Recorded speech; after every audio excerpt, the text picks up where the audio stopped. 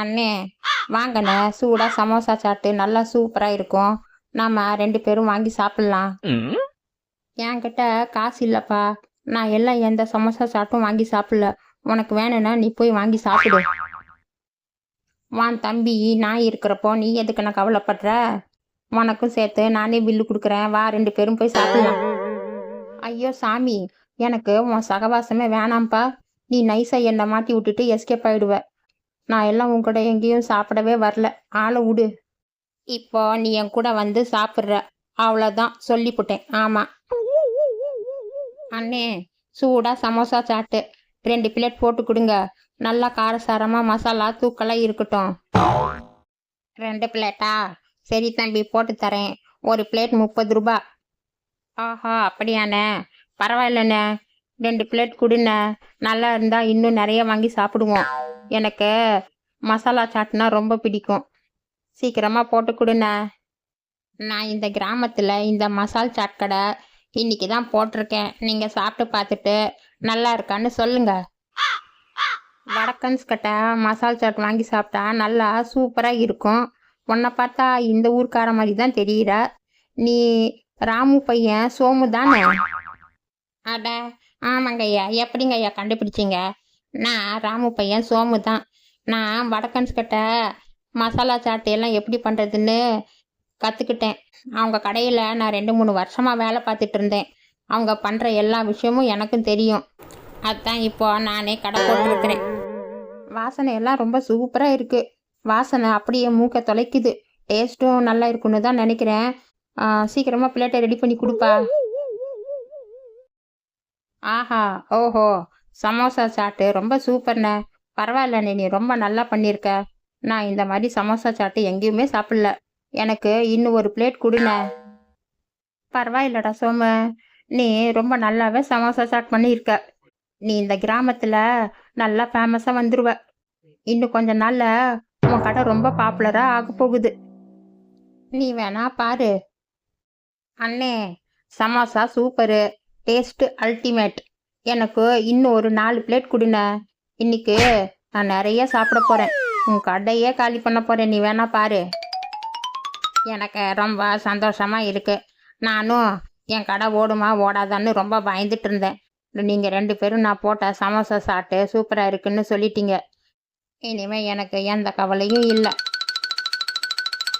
அட கொடுமையே, என்னண்ணா இது? சாட்டில் பள்ளி. இங்கே பாரு, எவ்வளோ பெரிய பள்ளி சாட்டில் விழுந்திருக்கு. உனக்கு என்ன கண்ணு தெரியலையா? இது மாதிரி சாட்டில் யாராவது பள்ளி போட்டு கொடுப்பாங்களா? இரு, நான் இப்போ ஊரையே கூட்டுறேன்.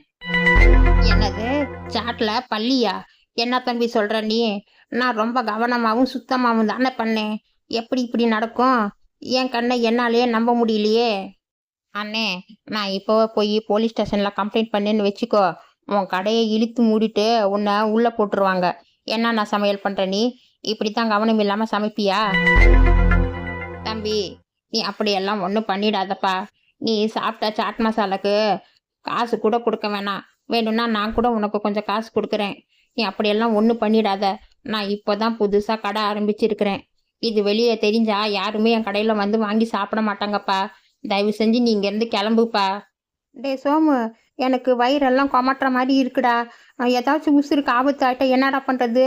ஏன்டா இப்படியெல்லாம் பண்ணி தொலைக்கிறீங்க? சுத்தமாக கூட சமைச்சு தொலைக்க மாட்டீங்களாடா? அண்ணே, ஏதோ ஒரு தடவை தப்பு நடந்துருச்சு. இனிமேல் இது மாதிரி நடக்காமல் நான் பார்த்துக்கிறேண்ணே.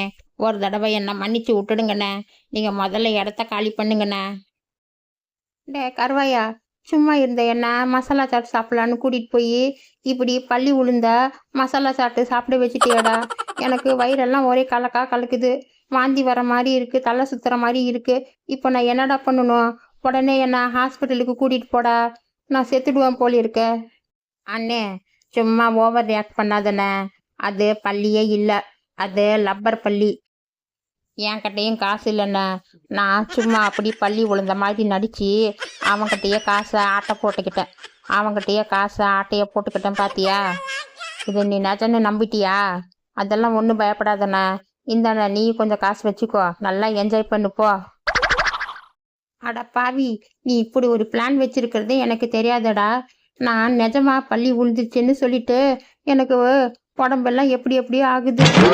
சரி சரி, காசு கொடு, நான் கடையில் போய் சோடா வாங்கி சாப்பிட்டுட்டு போகிறேன். சாப்பிட்டது கொஞ்சம் நல்லா ஜீரணமாவது ஆகும். ஏங்க, ஊர்ல பாத்தீங்களா? அவங்க புருஷனோட எவ்வளவு சந்தோஷமா சுத்துறாங்க. சினிமா பார்க்கு அது இதுன்னு நல்லா ஜாலியா சுத்திட்டு இருக்காங்க. ஆனா நாம எப்ப பார்த்தாலும் வீட்லயே இருக்கிறோம். எப்பாவது என்னையும் வெளியில கூட்டிட்டு போலாம் இல்ல? சரி சரி, வா நம்ம 2 பேரும் போய் பிரியாணி வாங்கி சாப்பிடலாம். இங்க யாரோ புதுசா பிரியாணி கடை போட்டிருக்காங்களாம். பிரியாணி நல்லா டேஸ்டா இருக்கான். சீக்கிரமா வா, போய் நம்ம சாப்பிட்டுட்டு வந்துடலாம். நிஜமாலுமா? ஆமா, உங்ககிட்ட பிரியாணி வாங்கி கொடுக்குற அளவுக்கு காசு இருக்கா? அதை பத்தி நீ எல்லாம் ஒன்றும் கவலைப்படாத. வா, நான் உனக்கு 2 பிளேட் பிரியாணி வாங்கி கொடுக்குறேன்.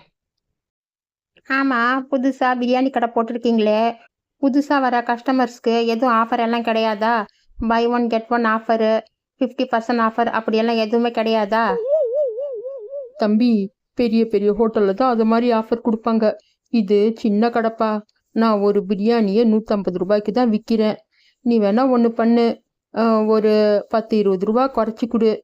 அவ்வளோதான் கொடுக்க முடியும்ப்பா. ஹலோ, யாரு? ஆ, ஆர்டரா? பிரியாணி வேணுமா? எத்தனை பிரியாணி? ஆ, சரிங்க, நான் அனுப்பிடுறேன். அட்ரஸை சொல்லுங்க. ஐயையோ, என்ன இது சாப்பாட்டுல பள்ளி உளுந்திருக்கு? ஏயா, இப்படி பள்ளி உளுந்த சாப்பாட்டையா சமைச்சு கொடுப்ப? ஏயா, ஒழுங்கா சாப்பாட்டை கவனமா பார்த்து சமைக்க மாட்டியா? இப்போ எங்க உசுருக்கு ஏதாச்சும் ஆபத்து வந்துட்டா யார் பதில் சொல்றது? நீ பதில் சொல்லுவியா? தம்பி, சும்மா நிறுத்து. இந்த விளையாட்டெல்லாம் என்கிட்ட வேணாம். 2 பிளேட் பிரியாணி நல்லா மூக்கு பிடிக்க சாப்பிட்டுட்டு இப்போ சாப்பாட்டுல பள்ளி விழுந்திருக்குன்னு சொல்றியா? நீ எல்லாம் ரொம்ப உஷாரு. நம்ம எல்லாம் அவ்வளோ முட்டாளா? இங்கே அந்த பள்ளி கொடு பார்க்கலாம். அது உண்மையான பள்ளியா இல்லை லப்பர் பள்ளியான்னு நான் இப்போவே செக் பண்ணி பார்க்குறேன். ஏயா, லப்பர் பள்ளி எடுத்துட்டு வந்து சாப்பாட்டில் போட்டுட்டு நெஜ பள்ளி உழுந்த மாதிரி நடிக்கிறியா? இந்த பொழப்புக்கு நீ பிச்சை எடுக்கலையா? பிச்சைக்கார பயலே, நீ நல்லா வாட்ட சட்டமாக தானே இருக்க. உழைச்சி சாப்பிட்றதுக்கு உனக்கு என்னையா கஷ்டம்? உன்ன மாதிரி ஆளுங்களை சும்மாவே விடக்கூடாது. உழைக்காம இப்படி ஊரை ஏமாற்றி சாப்பிட்றதுக்கு எத்தனை பேரோட கிளம்பி இருக்கீங்க?